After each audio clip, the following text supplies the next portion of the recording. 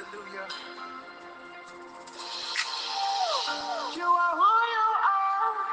Yesterday, today, and forevermore. What you say is what you do. You never fail, you never change. You are faithful till the end. Faithful God, I worship you. I worship you.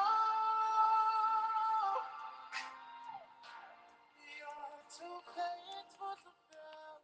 Bien-aimés de Dieu, je vous salue tous au nom précieux de notre Seigneur Jésus-Christ de Nazareth. Bienvenue à l'écoute de l'exhortation du mardi 19 août 2025. Le thème mensuel, je voudrais le rappeler, de notre pain quotidien, c'est la joie du Seigneur.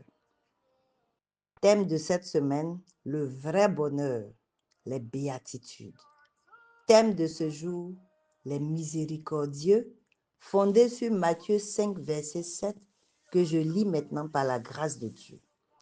Heureux les miséricordieux, car ils obtiendront miséricorde. Bien-aimé, cette parole forte fait partie des béatitudes, c'est-à-dire des déclarations, des principes qui mènent au bonheur ou à des bénédictions. Dans ce verset, l'accent est mis sur le terme miséricordieux. Bibliquement parlant, la miséricorde, bien-aimée, c'est le fait que Dieu, dans sa bonté infinie, décide de nous épargner, de nous faire grâce là où nous méritons le châtiment à cause de nos péchés. Alléluia. C'est lorsque Dieu prend la décision de nous sauver des calamités, où Dieu a pitié de nous, où il a compassion de nous.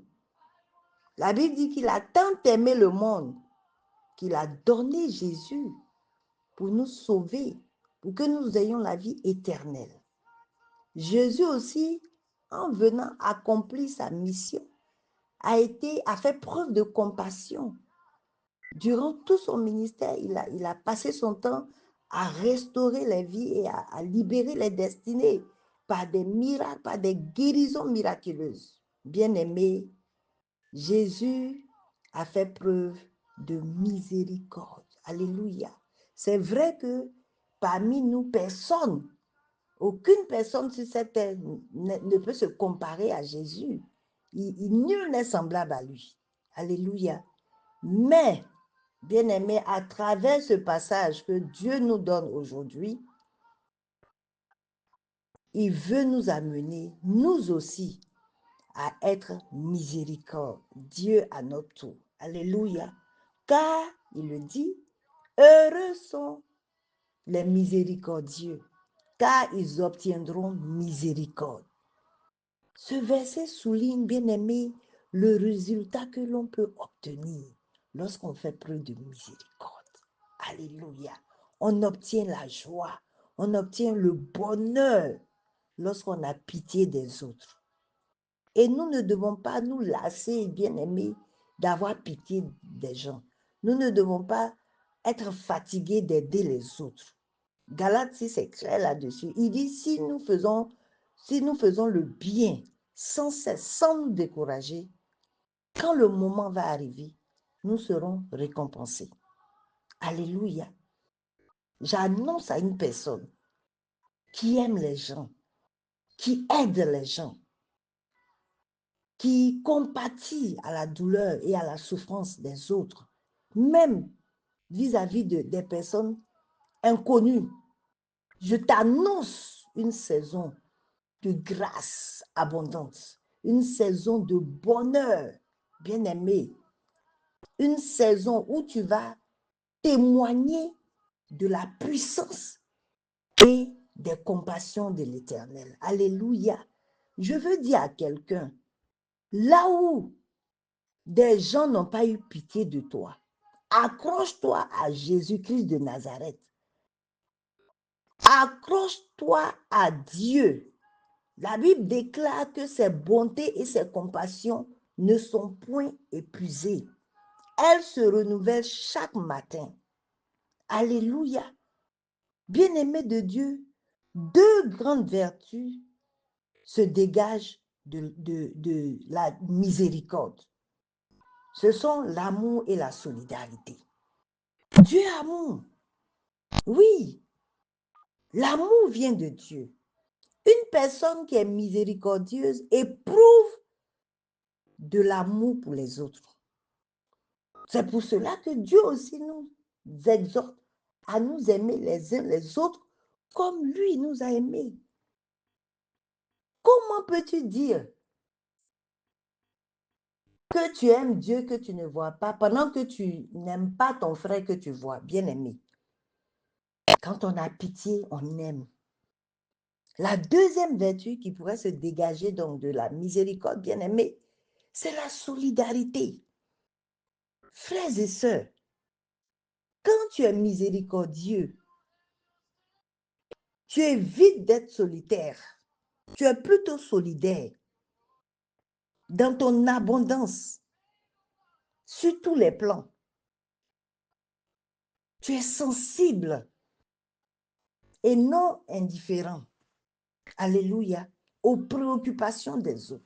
La solidarité t'amène à apporter de l'aide. Tu deviens une aide ou une aide de destinée ou un appui de destinée pour les autres. Tu compatis à la souffrance des autres. Tu manifestes un élan d'assistance à ceux qui ont des besoins, des préoccupations. Tu marques une solidarité, bien-aimée, envers ceux qui cherchent du secours, envers ceux qui cherchent une oreille attentive, des yeux sensibles. Alléluia, des yeux remplis d'amour. Une main qui tient une autre main, des mains qui se soutiennent, bien-aimés. Tu fais preuve de solidarité. Et dans la Bible, bien-aimé, la parabole du bon samaritain est l'illustration parfaite du comportement que nous devons avoir. La Bible déclare que 2 personnes avant le bon samaritain avaient ignoré un homme qui avait été sauvagement attaqué. Alléluia. Qui avait été sauvagement attaqué par une bande de brigands qui l'avaient dépouillé, battu et qui l'avaient laissé à demi-mort. Alléluia. La Bible déclare que les 2 hommes avant le bon samaritain l'ont outrepassé. Au contraire, le bon samaritain n'a pas agi ainsi. Il a pris de façon rigoureuse soin de ce dernier. Bien-aimé, chaque jour que Dieu fait, il nous donne des occasions, que dis-je, des opportunités de bonheur et de joie. Mais est-ce que nous sommes vigilants? Est-ce que nous avons des yeux vigilants pour voir autour de nous? Tellement de personnes ont besoin aujourd'hui de compassion. Tellement de personnes ont besoin de nous en tant que disciples de Jésus. Tellement de personnes ont besoin de notre amour, de notre compassion, de notre miséricorde. Bien-aimés, ils attendent. Ces personnes attendent un geste, un message, un appel, une visite, un don, un sourire de notre part. Ces attitudes-là, bien-aimés, nous ne devons pas les avoir qu'envers nos frères ou nos frères que nous rencontrons à l'église. Alléluia. Nous devons avoir ces attitudes envers des inconnus, des personnes que nous ne connaissons pas. Nous devons aller dans les hôpitaux faire des dons, aller dans les orphelinats, les enfants. Le Seigneur dit qu'il est le Père des orphelins, mais il est Père à travers nous, bien-aimés. Nous devons aller faire des dons. Depuis combien de temps, toi qui m'entends, depuis la dernière fois que tu as fait un don dans un orphelinat, ça remonte à quand? Bien-aimés, plusieurs personnes autour de nous attendent qu'on leur partage la lumière véritable qu'est Jésus, la lumière véritable qu'est notre Seigneur qui nous a sauvés des ténèbres. Alléluia.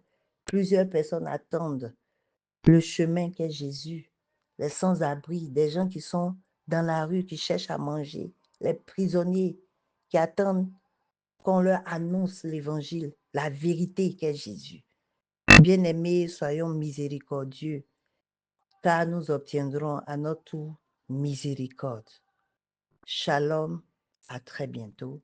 C'était l'évangéliste Esther Becker. Bénédiction.